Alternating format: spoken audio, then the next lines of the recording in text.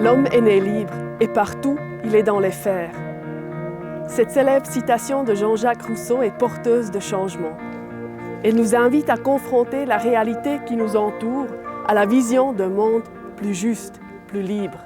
D'autres, avant et après Rousseau, ont partagé sa vision et ses aspirations. Franklin Delano Roosevelt, en 1942, pendant la Deuxième Guerre mondiale, rêvait d'un monde où tous les êtres humains pourraient jouir de 4 libertés fondamentales. La liberté d'expression, la liberté religieuse, la liberté de vivre à l'abri du besoin, la liberté de vivre à l'abri de la peur. Martin Luther King, en 1963, rêvait d'un monde où les Noirs, aussi bien que les Blancs, se verraient garantir leur droit inaliénable à la vie, à la liberté et à la recherche du bonheur. La lutte pour les droits et libertés fondamentales de la personne humaine se poursuit depuis une soixantaine d'années à l'échelon international et ici même, au sein des Nations Unies à Genève, où nous nous trouvons.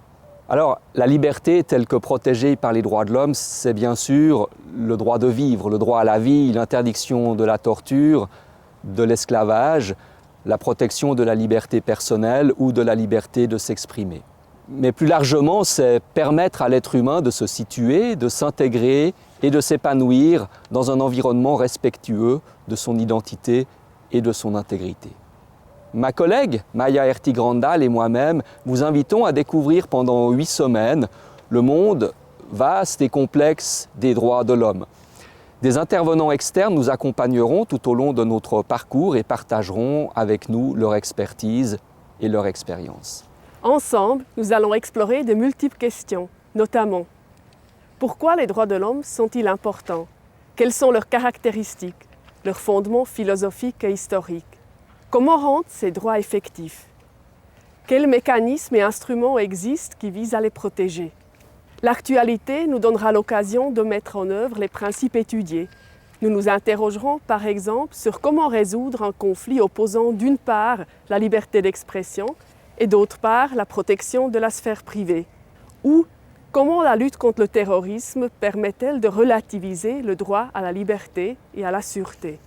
Les droits de l'homme sont un idéal encore jamais complètement atteint, un idéal en constante évolution, un idéal aussi particulièrement fragile en temps de crise.